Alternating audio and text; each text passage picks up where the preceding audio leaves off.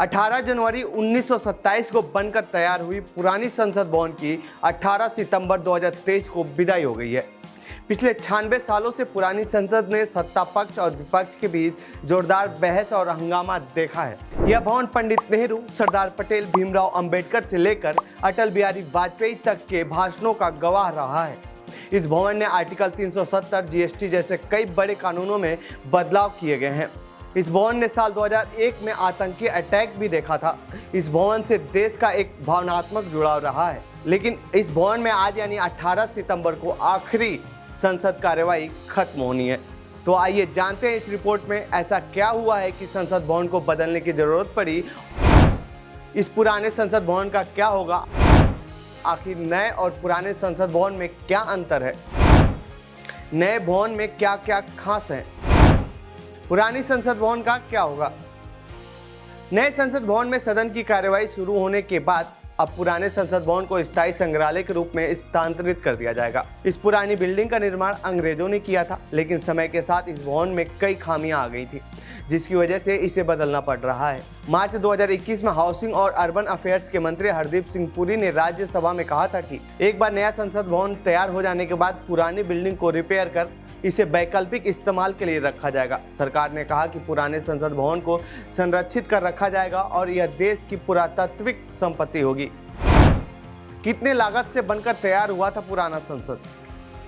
पुराने संसद को अंग्रेजों ने बनवाया था। इसके निर्माण में 6 साल का समय लगा था। उस समय इस संसद भवन को बनाने में करीब 83 लाख रुपए खर्च हुए थे। वहीं नए संसद भवन का निर्माण 3 साल में पूरा हुआ है और इसकी लागत करीब 861 करोड़ रुपए आई है। पुरानी इमारत में लोकसभा और राज्यसभा में क्रमशः 550 और 250 सदस्यों के बैठने की व्यवस्था है। इसकी तुलना में नए भवन में लोकसभा में 888 सांसद और राज्यसभा में 384 सदस्यों के बैठने की क्षमता है। क्षेत्रफल के मामले में कितना अंतर है? नया संसद भवन लगभग 64,500 वर्ग मीटर के क्षेत्र में फैला होगा। वहां पुराने वाली की बात करें तो एक गोलाकार भवन है जिसका व्यास 170.69 मीटर है और परिधि 536.33 मीटर है। यह लगभग 6 एकड़ यानी 24,281 वर्ग मीटर का क्षेत्र कवर करता है। नए भवन में नहीं होगा सेंट्रल हॉल। अक्सर राजनीतिक गलियारों में संसद के सेंट्रल हॉल का गॉसिप सुर्खियों में रहता था, लेकिन अब सेंट्रल हॉल का जिक्र नहीं हो सकेगा क्योंकि इस नए भवन में सेंट्रल हॉल नहीं है। इसका उपयोग संयुक्त सत्र के लिए किया जाता रहा है। तकनीकी सुविधाओं से लैस है नया संसद भवन। नए संसद भवन का निर्माण जिस प्रोजेक्ट के तहत हुआ है उसका नाम सेंट्रल विस्टा है। इसकी वेबसाइट के अनुसार पुराने भवन में अग्नि सुरक्षा एक प्रमुख चिंता का विषय था क्योंकि इसे मौजूदा अग्नि सुरक्षा मानदंडों के अनुसार डिजाइन नहीं किया गया था। आग के खतरे को देखते हुए कई नए विद्युत केबल जोड़े गए थे। इसके अलावा जल आपूर्ति line, sewer line, air conditioning, अग्निशमन, सीसीटीवी, ऑडियो वीडियो सिस्टम जैसी सेवाओं को लगाने से भवन की सुंदरता बिगड़ी और रिसाव आना शुरू हो गए।